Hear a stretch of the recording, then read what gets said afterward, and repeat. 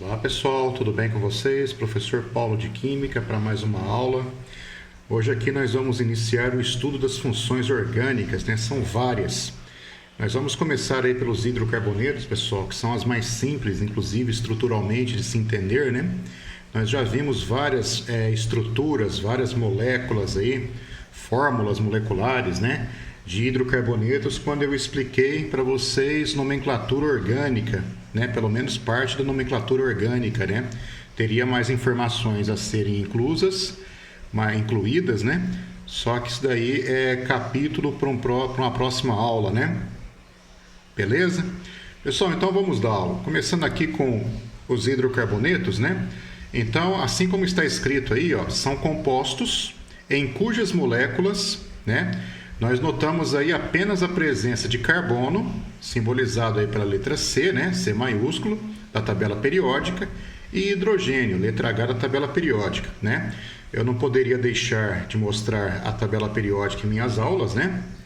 Eu confesso que existe uma paixão desse professor aqui pela tabela periódica, né? Deixa eu mostrar aqui então. Então nós temos aqui, ó, o átomo de carbono, que é esse que está aqui, ó, letra C maiúscula. E aqui do lado esquerdo nosso, né, seria o que? Seria o hidrogênio, letra H maiúscula. Beleza, pessoal? Então, hidrocarbonetos são compostos cujas moléculas nós encontramos apenas carbonos e hidrogênios. Tá legal? Pessoal, em relação ao nosso dia a dia, o nosso cotidiano, né, as moléculas de hidrocarbonetos estão presentes, né, em vários objetos. Nós utilizamos esses objetos praticamente boa parte do dia, né, quase sempre no dia, né. Por exemplo, aqui, ó, nós encontramos hidrocarbonetos, né, em pneus, né. Nós encontramos aqui hidrocarbonetos em combustíveis, principalmente gasolina, né. O gás de cozinha, né, o GLP, gás liquefeito de petróleo. Nós vamos encontrar aí duas moléculas pertencentes aos hidrocarbonetos, né, que eu explico mais para frente, que é o propano e o butano. Na parafina da vela, ó, nós encontramos hidrocarbonetos, tá bom? Então são substâncias aí bem presentes no nosso cotidiano, tá legal?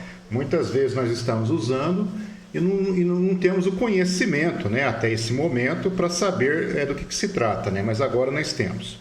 Pessoal, então, da onde que nós obtemos aqui o hidrocarboneto? Quais são as principais fontes de hidrocarboneto, né?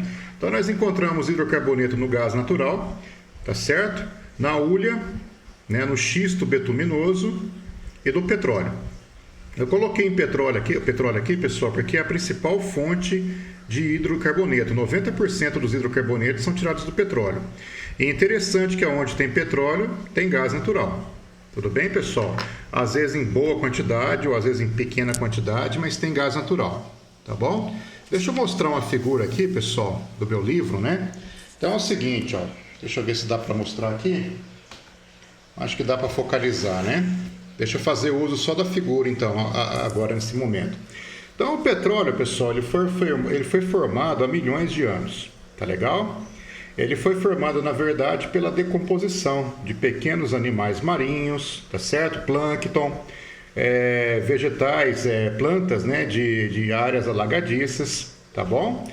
E ele é sempre encontrado, pessoal, ele sempre foi formado entre rochas impermeáveis, né? Rochas impermeáveis, ó, tá bom? E onde eu falei para vocês que geralmente não, a maioria das vezes, né, onde você tem petróleo, você também tem gás natural, tudo bem? Então aqui nós temos aí uma planta marítima, né, uma plataforma marítima. A gente vê bastante isso daí na internet, em documentários, em filmes, né? E o Brasil tem bastante na Bacia de Campos, né? E por aí é um processo um pouco complicado, difícil. O Brasil parece que domina essa tecnologia. Pelo menos a última vez que eu li, o Brasil era referência internacional, né, nesse método de extração de petróleo. Tá legal? Não é nada fácil. E depois que o petróleo ele é retirado, pessoal, ele é armazenado, ele vai para aquilo que nós chamamos de coluna de destilação fracionada. Aí eu já venho para essa figura aqui, ó. Então é o seguinte, dentro do petróleo nós encontramos todos esses componentes aqui, ó. Alguns a gente até conhece bem, ó, gás natural, tá certo? Gasolina, querosene, óleo diesel, lubrificante, tá legal? São todos exemplos de hidrocarbonetos. Aqui do lado aqui, ó, eu coloco a quantidade de carbonos que existem em cada molécula dessas aqui, ó.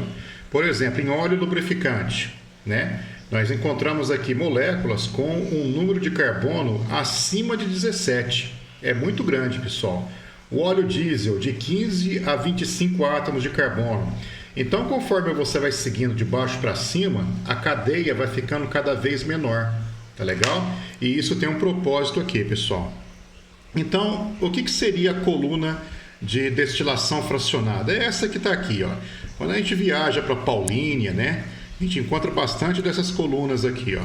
Então é o seguinte, o petróleo bruto, né, do jeito que ele foi retirado aqui da plataforma, por exemplo, ele é colocado aqui na base dessa coluna, aonde está justamente o aquecimento.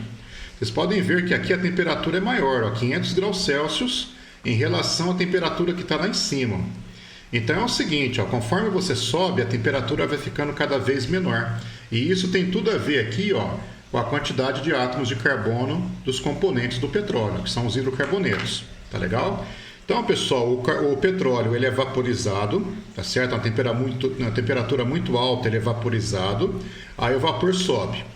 Quando o vapor sobe, pessoal, ele vai bater numa bandeja, digamos assim, um obstáculo, uma bandeja, que está numa temperatura menor do que o seu próprio vapor. Ó, ele saiu a 500, chegou aqui, por exemplo, ó, ou nessa segunda aqui, que a temperatura está mostrada aqui, ó, ele bate numa bandeja de temperatura menor, pessoal, temperatura de 400. Então, o que acontece? Ele sobe vaporizado, na hora que ele bateu numa superfície mais fria, ele condensa, tá certo? Ou seja, aqueles elementos que vão atingindo seus respectivas temperaturas de ebulição, eles vão sendo escoados aqui, ó. Se ele condensa, significa, como eu estava dizendo, né? Significa que ele se transforma em líquido. Aí dá para você retirar ele daqui, ó. Tá certo? Agora, aqueles, né, que tem uma temperatura de ebulição menor, continua como vapor. Aí, quando chega no segundo estágio aqui, ó, vai bater numa plataforma, numa bandeja com a temperatura menor ainda. Tá certo? Aí o que acontece? Ele condensa e você retira ele aqui pela lateral. Então, conforme vai diminuindo a quantidade de átomos de carbono, a temperatura de ebulição vai ficando menor, vai ficando mais fácil, né, de vaporizar essas moléculas aqui, ó. Por exemplo, aí o vapor pega e sobe, continua subindo. Quando ele pega e bate aqui em 200, ó, ele condensa, aí você retira ele pela lateral. Então é através de um processo conhecido, desse processo conhecido, né, que é uma coluna de fracionamento, você consegue fracionar, você consegue retirar todos os componentes do petróleo. Tudo bem, pessoal? Então por enquanto é só.